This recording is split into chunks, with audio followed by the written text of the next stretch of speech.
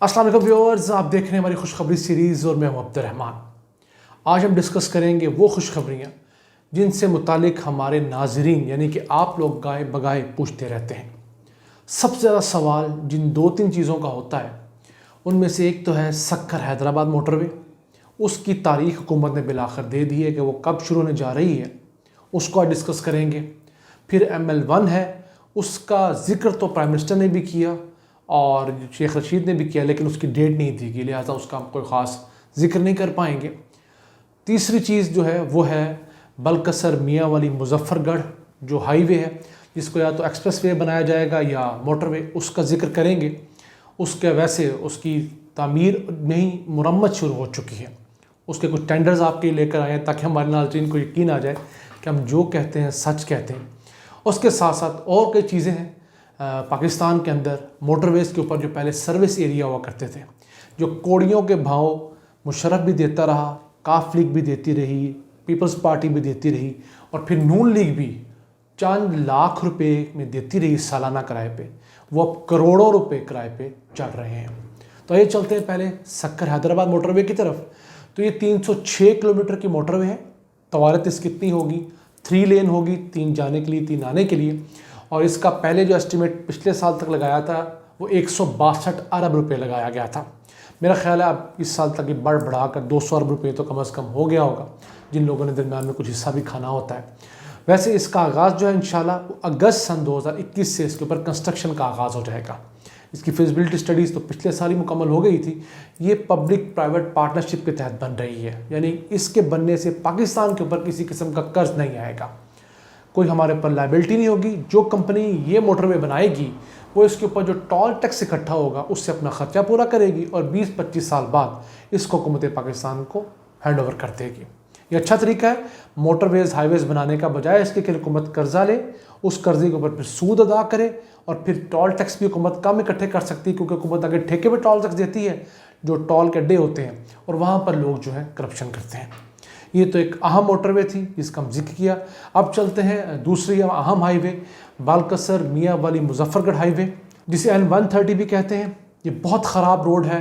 ये 412 किलोमीटर की MM road भी कहलाती है। बहुत बुरे हालात हैं इसके। इवन गुज़िश्ता दिनों जब प्राइम मिनिस्टर ने कौम से टेलीफोनिक रब्ता किया तो एक शख्स ने वहाँ भी इसकी कंप्लेन की थी। ये बलकसर मियाँ वाली मुजफ्फरगढ़ रोड जो है ये 104 अरब रुपये का तखमीना लगाया गया है 412 किलोमीटर के इस एक्सप्रेस वे का, और इसके ऊपर इंशाल्लाह ताला सितंबर सन 2021 में ही काम का आगाज़ हो जाएगा। तो हम आपको बताते चलें कि इस रोड की फ़िलहाल मुरम्मत शुरू हो गई है। बहुत टूटी फूटी थी, उसको रिपेयर किया जा रहा है। उसकी चंद तस्वीर आपके साथ स्क्रीन पर शेयर कर रहे हैं। ये 2 पैचेज़ हैं इसके, एक बलकसर मियाँ वाली है, ये तकरीबन 4 करोड़ 21 लाख रुपए की लागत से इसको रिपेयर किया जा रहा है। दूसरा पैच जो है वो मियाँ वाली मुजफ्फरगढ़ का पैच है, ये 11 करोड़ 13 लाख रुपए की लागत से इसको रिपेयर किया जा रहा है। इस पर काम चल रहा है और ये जुलाई तक इंशाल्लाह ताला इसी साल अगले 2-3 माह में ये मुकम्मल हो जाएगी। और इसके टेंडर्स भी देख लिए हैं, इसके अपनी तस्वीर भी ऑन लोकेशन देख ली हैं। तो हम उम्मीद करते हैं कि अब ये काम तेज़ होगा और उसके बाद इस रोड को या तो हुकूमत एक्सप्रेस वे बनाएगी या मोटरवे। लोगों की ख्वाहिश था मोटरवे, लेकिन याद रखिए ये जो इलाका है ये निस्बतन पाकिस्तान का पसमानदा इलाका है और मोटरवे का एक नुकसान ये होता है कि मोटरवे के ऊपर तेज़ रफ्तार गाड़ियों के अलावा गाड़ी चल नहीं सकती। तो अब अगर इस रोड को मोटरवे बना दिया जाएगा तो उस इलाके का जो ट्रैक्टर है, जो ट्रॉली है, जो चिंची रक्षा है, जो आम जो लोगों के पास गधा गाड़ियाँ हैं, बैल गाड़ियाँ, ऊँट गाड़ियाँ, वो इसके ऊपर नहीं आ सकेंगी। तो ये रोड उस इलाके के लिए फिजिबल नहीं। और दूसरा मोटरवे निस्बतन महंगी रोड होती है, उसका टोल टैक्स भी ज़्यादा होता है। तो अगर इसको एक्सप्रेस वे बनाया जाता है, यानी कि 2 लेन जाने के लिए 2 आने के लिए, तो इसके ऊपर हर किस्म की ट्रैफिक आ सकेगी, फास्ट ट्रैफिक भी आएगी, स्लो भी आएगी, इसके ऊपर टोल भी ज़्यादा इकट्ठा होगा, इसकी कीमत भी कम होगी और टोल टैक्स भी कम होगा जो उस इलाके के लोग अफोर्ड भी कर पाएंगे। तो इसके ऊपर 15 अप्रैल यानी कि इसी साल अगले 4-5 दिनों तक इसकी फिजिबिलिटी मुकम्मल होने जा रही है। उसके बाद इंशाल्लाह ताला इसको सितंबर के अंदर जो है टेंडर करके इसको हैंड ओवर किया जाएगा। उसके बाद इस अहम रोड की तामीर शुरू हो जाएगी। ये बहुत देरीना जो थी डिमांड थी यूनी पंजाब की। उसके बाद कुछ नाज़रीन ने हमसे पूछा था कि जो मुजफ्फरगढ़ से आगे अलीपुर की रोड है वो भी ख़राब है, तो जनाब वो भी एक्सप्रेस वे बन रही है, वो पंजाब हुकूमत बनाएगी। तो उसका मंजूरी तो दे दी गई है, उसके ऊपर काम का आगाज़ कब होगा अभी उसकी बात नहीं आई। लेकिन ये जो रोड है ये वफाकी हुकूमत NHA बना रही है। पाकिस्तान में जो हाईवेज़ और मोटरवेज़ बनाने की जिम्मेदारी है वो नेशनल हाईवे अथॉरिटी की है। तो उनका क्लेम ये है कि उन्होंने गुज़िश्ता 2.5 सालों के दौरान जो मोटरवेज़ और हाईवेज़ में करप्शन हुई थी वो अपना ऑडिट करके 20 अरब रुपया ठेकेदारों से वापस रिकवर किया है। ये बहुत बड़ी अमाउंट है कि 20 अरब रुपया जिन ठेकेदारों ने ज़्यादा ले लिया था, कम काम किया था, लो क्वालिटी काम किया था, उनसे निकलवाया गया है। अब चलते हैं NHA के एक और अच्छे फैसले की तरफ। पूरे पाकिस्तान, पूरे पंजाब के अंदर सड़कें ख़राब थी, गुज़िश्ता 2 साल मईशत ख़राब थी तो सड़कों पे कम फोकस किया गया। इस साल अब NHA ने फैसला किया है कि जो 30 करोड़ रुपए तक के जो ठेके हैं वो बजाय सेंट्रलाइज यानी इस्लामाबाद से दिए जाएँ, वो हर सूबा अपने सेंटर से दे सकेगा, हर रीजन दे सकेगा। उसकी इजाज़त दे दी गई है। उसका फ़ायदा ये होगा कि बड़ी जल्दी टेंडर्स होंगे, बड़ी जल्दी सड़कों की रिपेयर शुरू हो जाएगी। तो अब उम्मीद है कि ये काम 2-3 गुना ज़्यादा तेज़ होगा। वैसे इस साल NHA ने जो अपना बजट रखा है वो 42 अरब रुपये रखा है सड़कों की रिपेयर का, जो गुज़िश्ता साल जो है 34 अरब रुपये था, यानी उसमें 8 अरब रुपये ज़्यादा रखे गए हैं इस साल। अब आगे चलते हैं। NHA में 2-3 बड़ी अहम डेवलपमेंट्स हुई हैं। पहली तो ये कि NHA के अंदर तमाम काम कंप्यूटराइज और इंटरनेट पे कर दिया गया। मसलन अब इलेक्ट्रॉनिक बिडिंग होती है, लोग छुप के बिडिंग नहीं कर सकते, इलेक्ट्रॉनिक टेंडरिंग होती है और इसके साथ साथ इलेक्ट्रॉनिक बिलिंग होती है। आपको अपना बिल क्लियर करवाने के लिए रिश्वत देने नहीं पड़ती। तो अब चीज़ें बेहतर होगी, छोटे लेवल पे हो भी रही होगी, लेकिन आहिस्ता आहिस्ता चीज़ें डिजिटलाइज हो रही हैं।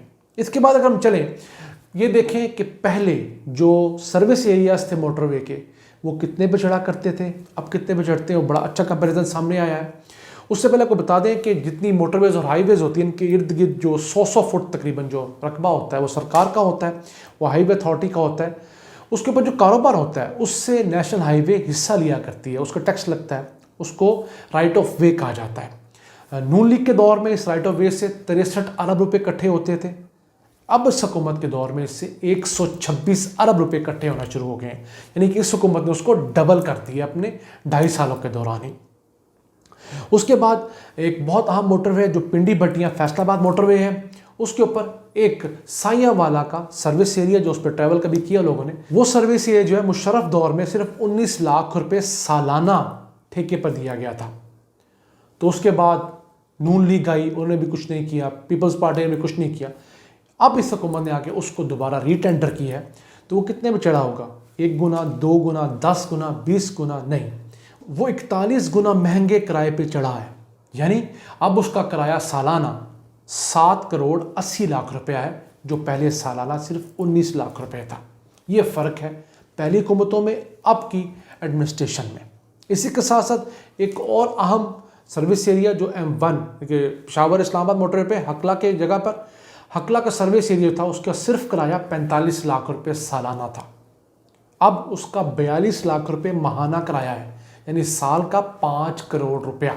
तो जनाब ये फ़र्क आपको हर जगह नज़र आता है। 2 साल पहले साकिब निसार ने जब लाहौर के ही पेट्रोल पंप्स जो हैं उनको पुराने लोगों से लेकर नए लोगों को लीज पे दिया, तो जिन लोगों ने 2000 रुपये सालाना पे पेट्रोल पंप लिया था, वही पेट्रोल पंप जो है 4-4 करोड़ रुपए सालाना पर गया है।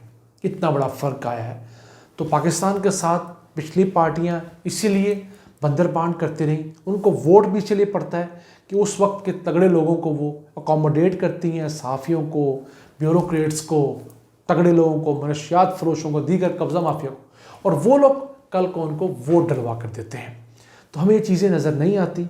हम उम्मीद करते हैं कि अवाम इन चीज़ों को समझेगी कि अब पाकिस्तान के जो असासे थे, जहाँ से पाकिस्तान ने आमदन कमानी थी सरकारी ज़मीनों से, इस तरह के रकबों से, अब वो आहिस्ता आहिस्ता चीज़ें स्ट्रीमलाइन हो रही हैं, कब्ज़े खाली हो रहे हैं। पंजाब में 450 अरब रुपए कब्ज़े खाली हुए हैं। तो हम उम्मीद करते हैं कि इन चीज़ों को अब आवाम की बेहतरी के लिए इस्तेमाल किया जाएगा, ताकि आवाम को भी कुछ सुख का सांस आए। इन अल्फाज के साथ अपने मेज़बान अब्दुर्रहमान को इजाज़त दीजिए और अल्लाह से दुआ गो रहिए कि वो पाकिस्तान पर अपनी रहमतें और बरकतें नाज़िल फरमाता रहे। अल्लाह ने के पान।